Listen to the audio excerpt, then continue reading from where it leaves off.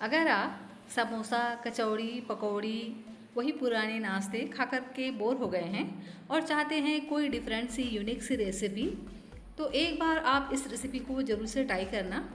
यह रेसिपी आपको बहुत ही ज़्यादा पसंद आएगा।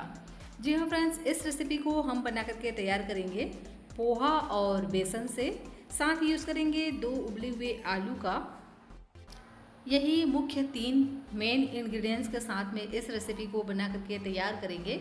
साथ ही एक बहुत ही स्पेशल सा मसाला भी हम तैयार करेंगे, जिसके कारण ना इस रेसिपी का जो टेस्ट है बहुत ज़्यादा बढ़ जाता है। Hello everyone, Ritu serial recipes में आपका स्वागत है। फ्रेंड्स, आज मैं आपके साथ शेयर कर रही हूँ पोहा बेसन की बहुत ही शानदार सी रेसिपी। तो पूरी वीडियो को लास्ट तक ज़रूर से देखिएगा। रेसिपी अच्छी लगे तो प्लीज़ आप वीडियो को लाइक और चैनल को सब्सक्राइब भी ज़रूर से कर लीजिएगा। तो सबसे पहले लेना है पोहा। तो पोहा आप कोई सा भी ले लीजिए और पोहा को अच्छे से पहले छान लीजिए। तो मैंने पोहा को पहले ही छान लिया था और अब हम क्या करेंगे, इस तरह से इसको हम ग्राइंड कर लेंगे। तो देख ही सकते हैं पोहा बहुत ज़्यादा ग्राइंड नहीं होता है, बिल्कुल सूजी जैसा इसका टेक्सचर आता है। ये हल्का सा दरदरा ही पीस करके तैयार होता है। तो अभी हम इसको इसी तरह से साइड में रख देंगे। और यहाँ मैंने लिया है बेसन। तो आधा कटोरी मैंने यहाँ पर बेसन लिया है। बेसन को भी हमें पहले ही छान करके ले लेना है। और अब हम इसको एक मिक्सिंग बाउल में डाल करके इसका एक हमें घोल तैयार करना है।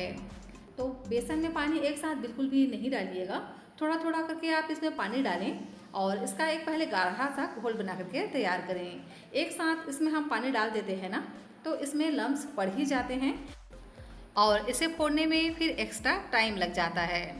तो इस तरह से थोड़ा थोड़ा पानी ऐड करते जाना है और टोटल हमें यहाँ पर आधा कटोरी पानी ऐड करना है। मतलब जितना हमने यहाँ पर बेसन लिया है उतना ही हम यहाँ पर पानी ऐड करेंगे और इस तरह से गाढ़ा सा घोल हमें तैयार कर लेना है। बहुत ज़्यादा ना तो हम इसको गाढ़ा रखेंगे और ना बहुत ज़्यादा पतला रखेंगे। देख ही सकते हैं इस तरह का हमें बना करके तैयार कर लेना है।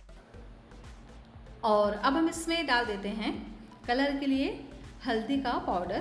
तो 2 से 3 पिंच यहाँ पर हम हल्दी का पाउडर ऐड करेंगे, ज़्यादा बिल्कुल भी नहीं डालना है।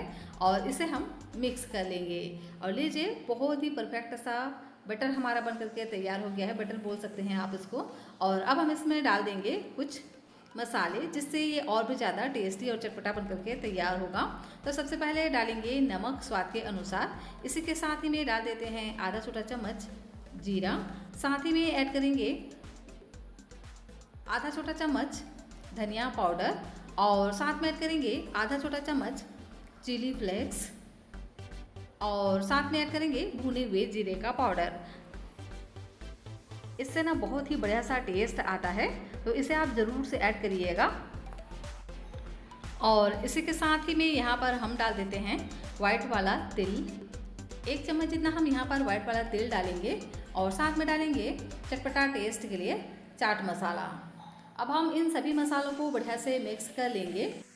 तो यहाँ पर आप अमचूर पाउडर का भी इस्तेमाल कर सकते हैं चाट मसाला की जगह पे। और अब हम जो हमने पोहा को पीस करके रखा था ना, उस पोहा को डाल देंगे इस बेसन वाले घोल में और अच्छे से हम इसको मिक्स कर लेंगे। तो वैसे तो जो पोहा है ना बहुत ज़्यादा पानी को ऑब्जर्व करता है। जैसे जैसे हम इसको मिक्स करते जाएंगे तुरंत ही देख ही सकते हैं गाढ़ा सा ये होने लग जाता है। तो इसी तरह से हमें इसको बना करके तैयार कर लेना है। बढ़िया से इसको मिक्स करके हम इसको साइड में रखेंगे 4 से 5 मिनट के लिए, ताकि जो पोहा है ना और भी बढ़िया से फूल सके। पोहा बेसन की इस रेसिपी को अगर आप एक बार ट्राई करेंगे ना, तो समोसा, कचौड़ी, पकौड़ी भूल जाएंगे, इतना ये टेस्टी और लाजवाब बन करके तैयार होता है। तो इसको अभी हम साइड में रख देंगे ढक करके, ताकि जो पोहा है वो बढ़िया से फूल सके। अब हम इसके लिए एक स्पेशल सा मसाला बना करके तैयार करेंगे। तो इसके लिए मैंने वही वाला ग्राइंडर लिया है जिसमें अभी हमने पोहा ग्राइंड किया था। और इसमें हम डाल देंगे 1 चम्मच जीरा। साथ में ही डालेंगे 1 छोटे चम्मच साबुत धनिया।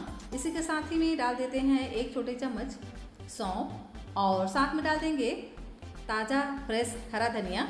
और इसी के साथ ही में यहाँ पर हम डाल देंगे पुदीने के पत्ते। इससे ना बहुत ही अमेजिंग सा फ्लेवर आता है। इसी से जो इसका टेस्ट ना बहुत ही बढ़िया आता है। एक बार आप ट्राई कर देखना, आपको ये बहुत ज़्यादा पसंद आएगा। तो पुदीने के पत्ते को अच्छे से हमें धो करके ही लेना है, क्योंकि इसमें ना बहुत सारा धूल मिट्टी वगैरह रहता है। तो इसको मैंने पहले ही धो करके साफ़ कर लिया था और अब हम इसको बिना पानी डाले इस तरह से ग्राइंड कर लेंगे।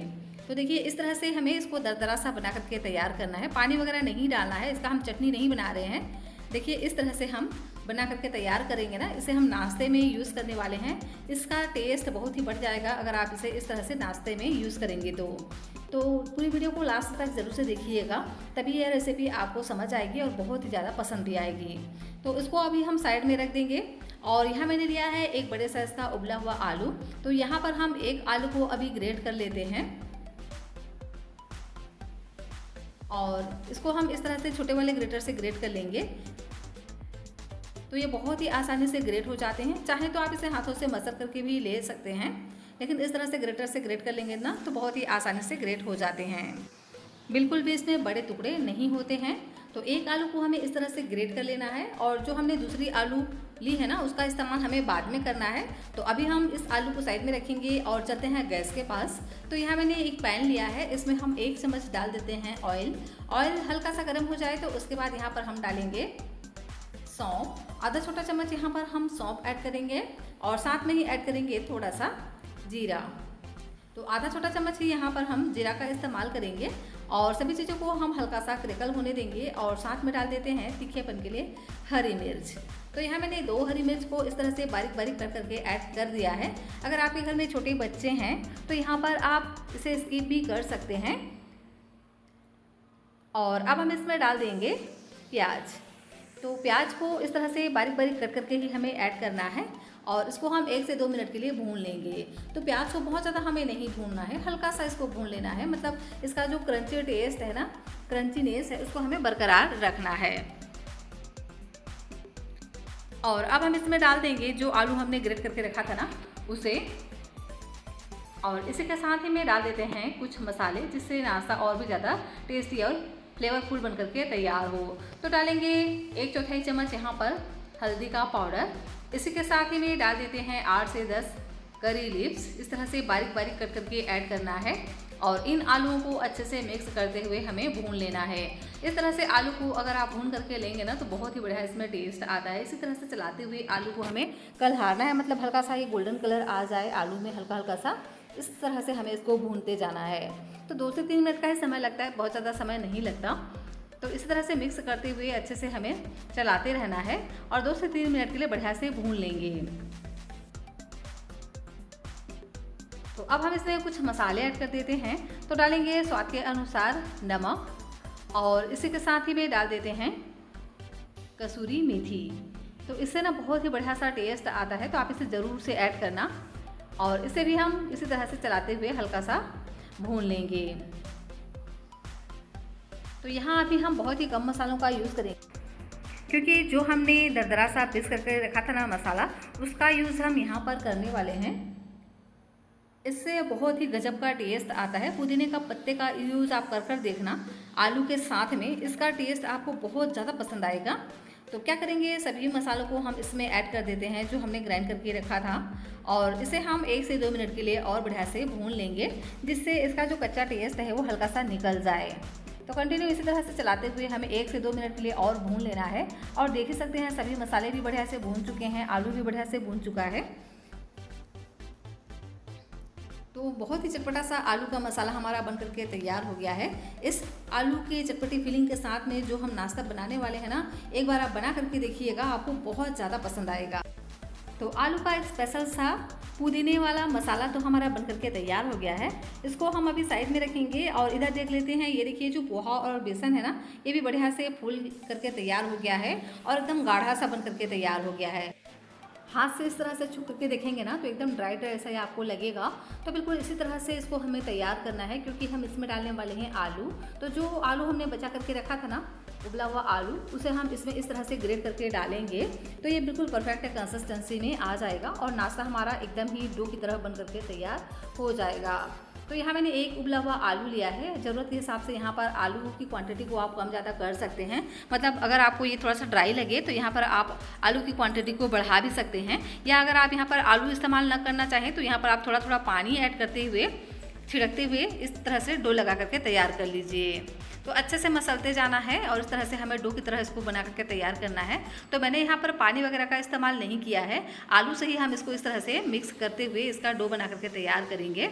तो इससे बहुत ही बढ़िया सा बाइंडिंग आ जाएगा और नाश्ते का जो टेस्ट ना बहुत ही ज़्यादा बढ़ जाता है और साथ ही इसका कलर भी बहुत ही बढ़िया आता है आलू के कारण से। तो आपको अगर ज़रूरत लगे तो यहाँ पर आप छिड़कते हुए पानी भी ऐड कर सकते हैं और एकदम सॉफ्ट सा डो हमें तैयार करना है।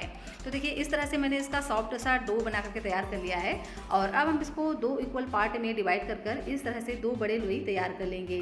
तो देखिए इस तरह से मैंने इसका जो साइज़ है थोड़ा सा बड़ा ही रखा है। तो इस तरह से हमें बड़ा बड़ा ही तैयार करना है इस रेसिपी के लिए। तो अब हम क्या करेंगे, जो हमने डो बना करके तैयार किया था ना, सॉरी जो हमने लोई बना करके तैयार किया था उसको लेंगे एक पीस और इसको हम बढ़िया से बेलेंगे। तो आप चाहें तो इस तरह से हल्का सा आटा डस्ट करके भी इसको बेल सकते हैं। इस तरह से आटा डस्ट कर लेंगे ना तो ये और भी आसानी से बेल करके तैयार हो जाएंगे, बिल्कुल भी ये नहीं चिपकेंगे। और इस तरह से थोड़ा सा मोटा हमें इसको तैयार करना है, बिल्कुल रोटी जैसा इसको हमें बेल करके तैयार कर लेना है। तो देख ही सकते हैं ना इसका थिकनेस, थोड़ा सा हम इसको इस तरह से मोटा ही तैयार करेंगे और इसको हम इस तरह से 2 पार्ट में कट कर लेंगे। अब हमने जो आलू का मसाला बना करके तैयार किया था ना उसे लेंगे और इस तरह से 1-1 चम्मच जितना हम फिलिंग को इस तरह से बीच में डालेंगे और ऊपर से इस तरह से हम इसको फोल्ड करते हुए तिकोना शेप देंगे। तो देख सकते हैं बहुत ही आसानी से ये बन करके तैयार हो जाता है, कोई भी आपको परेशानी नहीं आएगी अगर आप इस तरह से बनाएंगे। तो बस जो डो है ना उसको थोड़ा सा सॉफ्ट रखना है, बहुत ज़्यादा अगर हार्ड रख देते हैं ना तो ये फटने लग जाते हैं। तो इस तरह से सॉफ्ट डो हमें बना करके तैयार कर लेना है। अब हम इसको इस तरह से फोल्ड करेंगे और बिल्कुल समोसे जैसा तिकोना शेप इसको हमें देना है। और इस तरह से जो किनारे फटे हुए थे ना उसको हम थोड़ा थोड़ा इस तरह से पिज़्ज़ा कटर से कट कर लेंगे ताकि इसका जो लुक है ना एकदम इक्वली आए और दिखने में ये बहुत ही बढ़िया सा लुक इसका आए। और देखिए इस तरह से मैंने कट कर लिया है और देख सकते हैं ना कितना प्यारा इसका लुक आया हुआ है। तो इसी तरह से सभी नाश्ते को हमें बना करके तैयार करना है। तो क्या करेंगे, इस तरह से रोटी की तरह ही हमें इसको बेल करके तैयार करना है और इसको हम कट कर लेंगे 2 पार्ट में। और इसके बाद इस तरह से हम साइड में रखेंगे आलू का मसाला और इसको हम ऊपर से इस तरह से नीचे की ओर फोल्ड करेंगे और इस तरह का तिकोना शेप इसको देंगे और इस तरह से ट्रायंगल समोसा की तरह हम इसको बना करके तैयार कर लेंगे। तो है ना बहुत ही आसानी से बनने वाली ये रेसिपी, जो दिखने में तो बहुत ही बढ़िया सा इसका लुक आता ही है, इसका टेस्ट आपको बहुत ज़्यादा पसंद आएगा। अगर आप बना करके देखेंगे तो आप ट्राई करना, आपको बहुत ज़्यादा पसंद आएगा। तो इसी तरह से मैंने सभी नाश्ते को बना करके तैयार कर लिए हैं। तो अब चाहें तो इसको इसी तरह से भी फ्राई कर सकते हैं और चाहें तो इस तरह से स्लरी में डिप करके फ्राई करें। तो अगर आप इस तरह से स्लरी में डिप करेंगे ना तो ये और भी ज़्यादा क्रिस्पी बनेंगे। तो यहाँ मैंने लिया है 3 चम्मच मैदा और इसमें हम थोड़ा थोड़ा पानी डाल करके इसका एक गाढ़ा सा घोल बना करके तैयार करेंगे। तो यहाँ पर आप मैदे की जगह पे चाहें तो चावल का आटा भी इस्तेमाल कर सकते हैं या आप यहाँ पर कॉर्नफ्लावर का भी इस्तेमाल कर सकते हैं। और इस तरह से हमें घोल तैयार करना है। देखिए बिल्कुल बहुत ज़्यादा ना इसको हम पतला रखेंगे और ना ही हम बहुत ज़्यादा इसको गाढ़ा रखेंगे। इस तरह से चम्मच से हम ऊपर से डालते जाएंगे घोल को और इसको हम अच्छे से कवर कर लेंगे इस स्लरी में। इससे नाश्ता बहुत ज़्यादा क्रिस्पी बन करके तैयार होता है। तो इस तरह से हाथों से पकड़कर हम इसको निकालेंगे और अब हम इसको फ्राई करेंगे।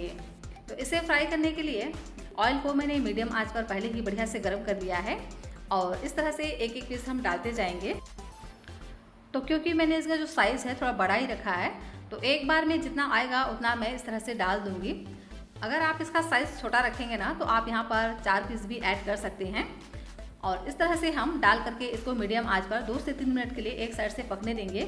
उसके बाद इसके हम साइड को चेंज कर देंगे और इसी तरह से हम नीचे से भी 2 से 3 मिनट के लिए पकने देंगे और अलटते पलटते हुए 4 से 5 मिनट तक इसको हमें बढ़िया से फ्राई करना है जब तक कि ये गोल्डन कलर का ना हो जाए। जब ये अच्छे से इस तरह से क्रिस्पी हो जाए तो उसके बाद हम इसको निकाल लेंगे और इसी तरह से हमें सभी नाश्ते को ही फ्राई कर तैयार कर लेना है। लीजिए सभी नाश्ते को मैंने इसी तरह से बना करके तैयार कर लिए हैं और देख ही सकते हैं कितना प्यारा इसका लुक आता है अगर आप इस तरह से बनाएंगे तो, और बहुत ही आसानी से बन जाता है, कोई भी दिक्कत आपको नहीं होगी। बस इस बात का ध्यान रखिएगा जब भी आप पोहा बेसन की इस तरह की रेसिपी बनाएं तो उसके लिए जो डो है ना उसको थोड़ा सा सॉफ्ट बना करके तैयार करिएगा, जिससे जब हम इसको बेलेंगे ना तो ये बिल्कुल भी नहीं फटेंगे। अगर आपने बहुत ज़्यादा हार्ड डो लगा दिया तो हो सकता है इसे बेलते वक्त ज़्यादा इसमें क्रैक्स आएँ और नाश्ता हमारा परफेक्ट तरीके से ना बन पाए। तो देखिए बहुत ही अच्छे से नाश्ता हमारा बन करके तैयार हो गया है और बहुत ही क्रिस्पी सा नाश्ता बन करके तैयार होता है और इसकी जो फीलिंग है ना ये और भी ज़्यादा अमेजिंग होती है। तो एक बार आप ट्राई करना, डेफिनेटली ये रेसिपी आपको बहुत ज़्यादा पसंद आएगा।